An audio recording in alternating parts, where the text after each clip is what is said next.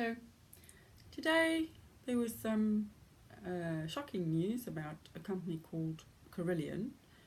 Carillion has been liquidated or gone into liquidation, and it has significant government contracts. Now, I have seen a number of these in my professional career, and I'm sure you've seen lots of insolvencies of big companies in the economy in the last couple of years, especially since 2008. There seems to be an epidemic. So I wanted to explore, because I think we can relate everything that happens in the news to the Bible.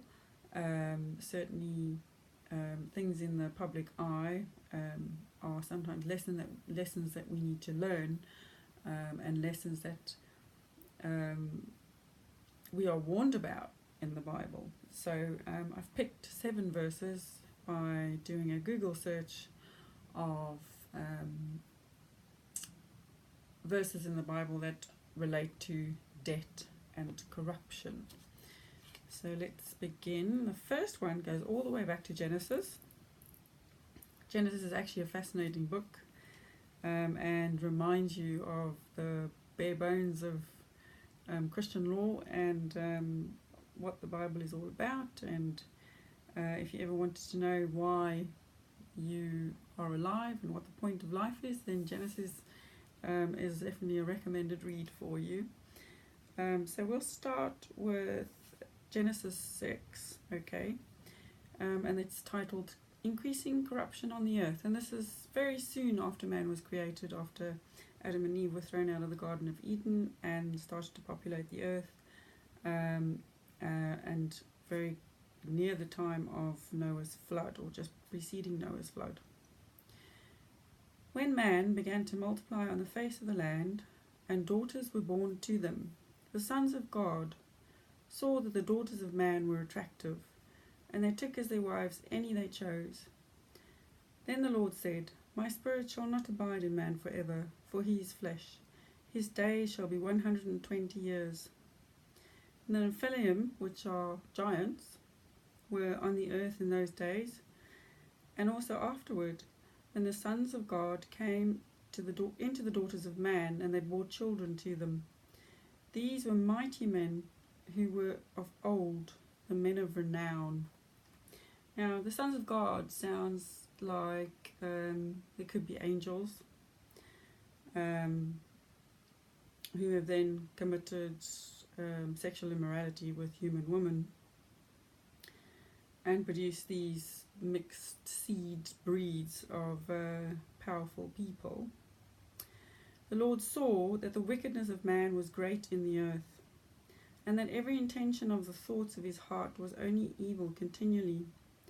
And the Lord regretted that he had made man on earth, and it grieved him to his heart. So the Lord said, I will blot out man, whom I have created from the face of the land, man and animals and creeping things and birds of the heaven. For I am sorry that I have made them. But Noah found favor in the eyes of the Lord. So you can see that corruption deeply distresses God, so much so that at the time of Noah, not long after he'd created man, he regretted it and wanted to destroy the whole lot. So now we can skip on to Proverbs 28. Proverbs is full of chapters of wisdom, so I'll do 27 and 28. It says, Do not boast about tomorrow, for you do not know what a day may bring. So that's quite a good one. So when directors are doing well and profits are doing well and share prices are going up, everyone tends to get excited and pay dividends and bonuses and increase salaries to ridiculous levels. But clearly the warning here is not to boast about tomorrow and to squirrel some away for times in need. For you do not know what a day may bring. Let another praise you and not your own mouth. I saw in articles today, there was a lot of naming and shaming of some of the directors have been responsible for these companies that are going down. So I'm sure that they were very proud of their careers, but clearly it says here, let another praise you and not your own mouth, because that'll only lead to shame. A stranger and not your own lips. A stone is heavy and sand is weighty, but a fool's provocation is heavier than both. Wrath is cruel, anger is overwhelming, but who can stand before jealousy? Better is open rebuke than hidden love. Faithful are the wounds of a friend, profuse are the kisses of an enemy. One who is full loathes honey, but to one who is hungry everything is bittersweet. Like a bird that strays from his nest is a man who strays from his home. Oil and perfume make the heart glad, and the sweetness of a friend comes from earnest counsel. Do not forsake your friend and your father's friend, and do not go to your brother's house in the day of your calamity. Better is a neighbor who is near than a brother who is far away. Be wise, my son, and make my heart glad, that I may answer him who reproaches me. The prudent sees danger and hides himself. So you can see a lot of the directors and financial advisors and staff that worked at Carillion, it's coming out that a lot of them have stepped down in the last 12 months. And here it definitely says, if you see something like that going on in a company, be prudent. When you see danger, and hide yourself, get out of the way. But the simple go on and suffer for it, and that clearly the people who stayed behind and thought, no, we'll get over this and were confident, when they clearly should have been able to see that there was trouble coming, they went on and they suffered for it. Take a man's garment when he has put up security for a stranger, and hold it in pledge when he puts up security for an adulteress. Whoever blesses his neighbor with a loud voice, rising early in the morning, will be counted as cursing. A continual dripping on a rainy day and a quarrelsome wife are alike. To restrain her is to restrain the wind, or to grasp oil in one's right hand. Iron sharpens iron, and one man sharpens another. Whoever tends a fig tree will eat its fruits, and he who guards his master will be honored. As in the water, face reflects face, so the heart of a man reflects the man. Sheol and Abaddon are never satisfied. Never satisfied are the eyes of man. And this is greed, isn't it? It's clearly says here it's just the nature of man, never to be satisfied. When you reach 100,000 or 200,000 or 300,000 salary, that's never enough. It's got to go up to millions. When you've got one house, that's never enough. You need two. And it's just never enough for us. And then we get ourselves into trouble, like you can see in the mess at Carillion. The crucible is for silver and the furnace is for gold, and a man is tested by his praise. Crush a fool in a mortar with a pestle along with the crushed grain, yet his folly will not depart from him. And these people, you can see a lot of these directors, they have been in charge of other disasters, but they don't seem to learn, and the people who put them in power don't seem to learn. Know well the condition of your flocks, and give your attention to your herds, for the riches do not last forever. There we go. Clearly tells you riches don't last forever. You can't go and squander everything that you've got and take debt and think it's going to be okay. You've got to know well the condition of your flock and give attention to your herds.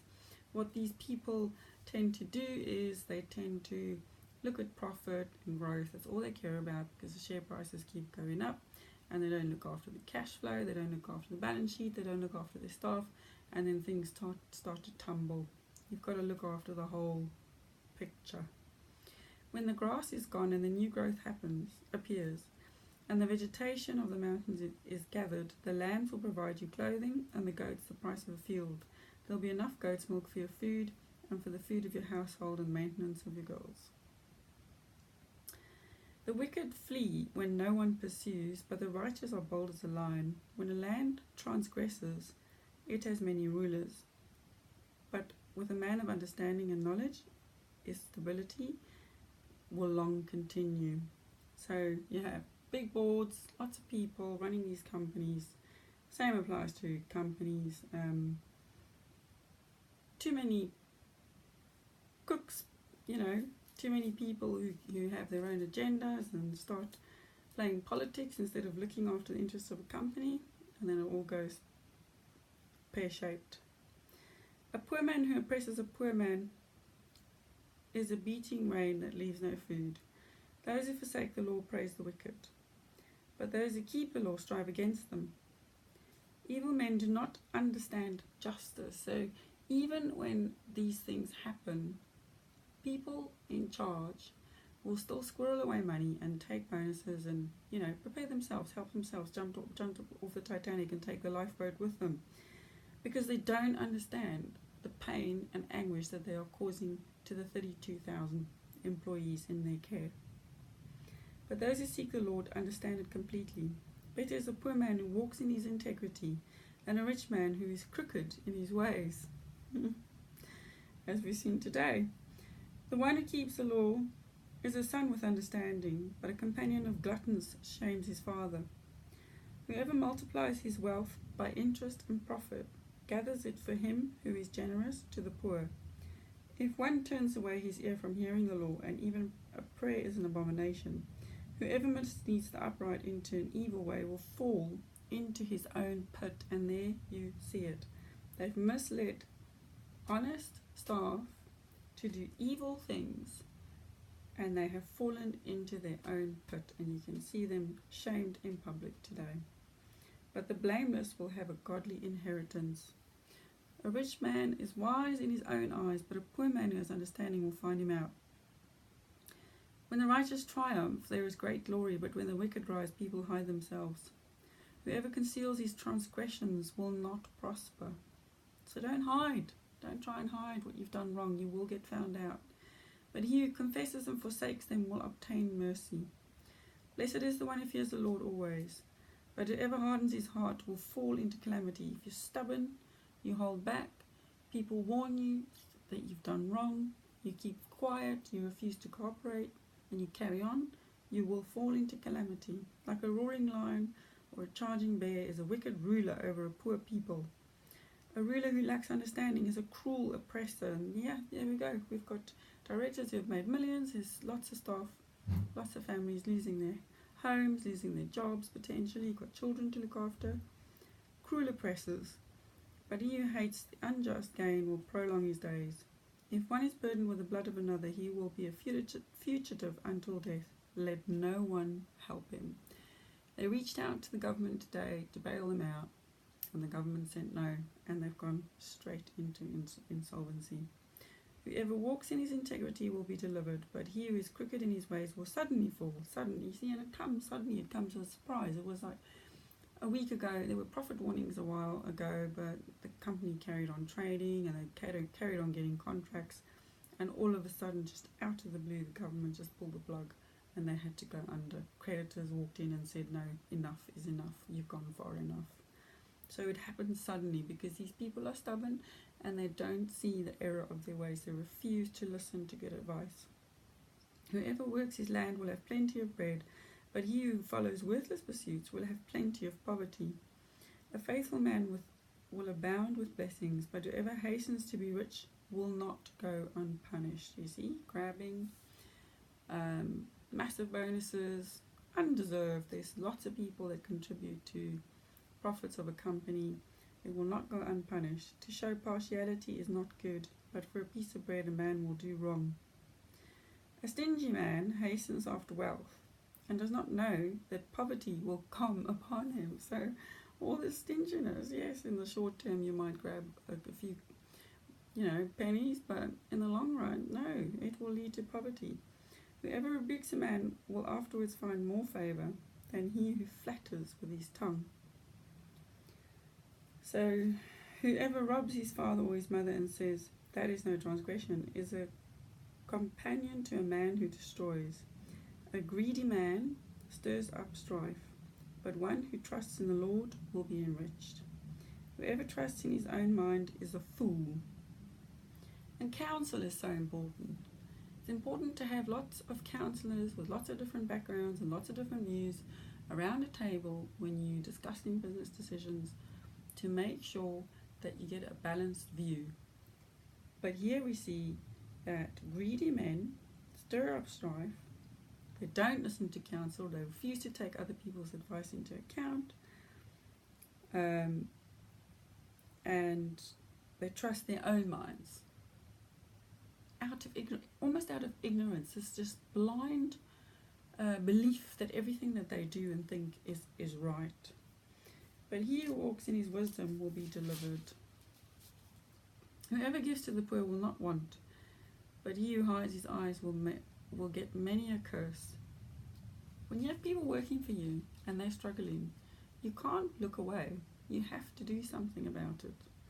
When the wicked rise, people hide themselves, but when they perish, the righteous increase. Well, maybe it's a good sign that finally something has happened to put these people in their place where they belong.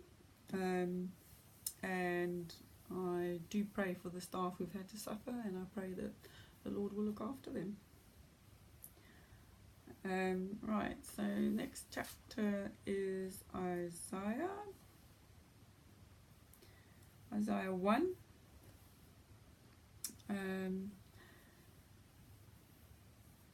It says, the vision of Isaiah, son of Amos, which he saw concerning Judah and Jerusalem in the days of Uzziah, Jotham, Ahaz, and Hezekiah, kings of Judah. The wickedness of Judah. Hear, O heavens, and give ear, O earth, for the Lord has spoken. Children have I reared and brought up, but they have rebelled against me. The ox knows its owner, and the donkey its master's crib, but Israel does not know, my people do not understand. Ah, sinful nation, a people laden with iniquity. Iniquity, big theme in the Bible, where you have rich versus poor. Offspring of evildoers, children who deal corruptly. They have forsaken the Lord, they have despised the Holy One of Israel. They are utterly estranged. Why will you be struck down? Why will you continue to rebel? The whole head is sick, and the whole heart faint. And this is talking about a nation, a whole nation's head, a whole nation's heart. From the sole of the foot even to the head, there is no soundness in it, but bruises and sores and raw wounds. They are not pressed out or bound up or softened with oil. Your country lies desolate. Your cities are burned with fire. In your very presence, foreigners devour your land. It is desolate, as overthrown by foreigners. And the daughter of Zion is left like a booth in a vineyard, like a lodge in a cucumber field, like a besieged city. If the Lord of hosts had not left us a few survivors, we should have been like Sodom and become like Gomorrah. Hear the word of the Lord, you rulers of Sodom. Give ear to the teaching of our God, you people of Gomorrah. What to me is the multitude of your sacrifices, says the Lord. I have had enough of burnt offerings of rams and the fat of well-fed beasts. I do not delight in the blood of bulls or lambs or of goats. When you come to appear before me, who has required of you this trampling of my courts?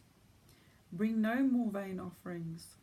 Incense is an abomination to me. New moon and Sabbath and calling of convocations. I cannot endure iniquity and solemn assembly. So the hypocrisy that God feels when people who in their hearts are evil, Monday to Friday they're doing evil things, they're oppressing people, they're taking too much money, and then Sunday they bring offerings to God.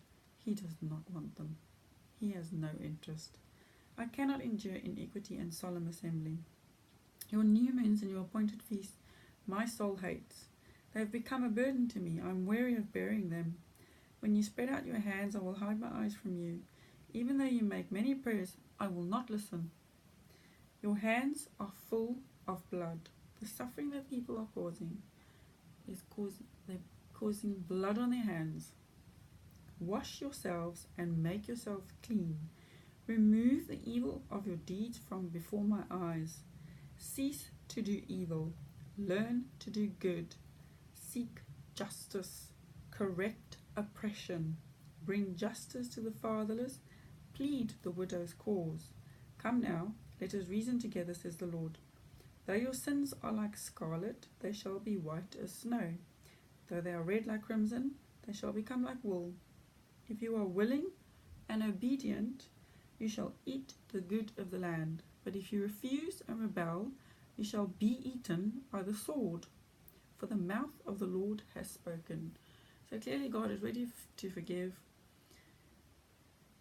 He gives a nation a chance and gives them a chance and gives them a chance. And then he says, enough, enough. When the evil just grows, it was the same in Genesis and it's the same in Isaiah. When that evil grows to unbearable levels and God cannot watch it anymore, he will take action and they will fall by the sword. And a sword can be metaphorical, so insolvency is a similar thing. It doesn't have to be a war. Okay, so I've got another one which is Hosea 10. Israel is a luxuriant vine that yields its fruit. The more his fruit increased, the more altars he built. As his country improved, he improved his pillars. Their heart is false. Now they must bear their guilt. Alright. So then again points to hypocrisy. Words all smooth and beautiful and everything that everybody wants to hear, but in the heart it's not there. Now they must bear their guilt.